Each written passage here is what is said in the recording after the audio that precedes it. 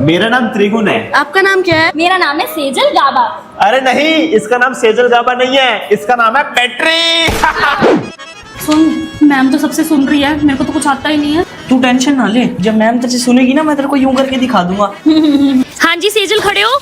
Yes ma'am. सुनाओ what is environment? The environment. खड़े रहो तुम सेजल। त्रिगुण तुम सुनाओ। यार सेजल तू बोली क्यों नहीं? यार मैं चश्मा लगाना भूल गई थी, मुझे कुछ दिखा ही नहीं, सब धुंधला धुंधला दिख रहा था। सर मैं कम इन। हाँ जी मेरी क्लास सर, 8th क्लास। बेटा ध्यान से देखो, कौन सी क्लास आई है?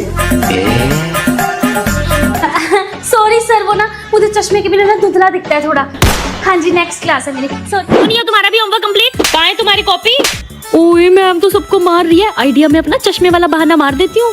सेजल होमवर्क। मैम मेरे ना सर में बहुत दर्द हो रही है, मैं मेडिकल रूम जाऊँ? मैं ना जब अपना स्पेक्स लाना भूल गई। हाँ जी बेटा जाओ जाओ। मैं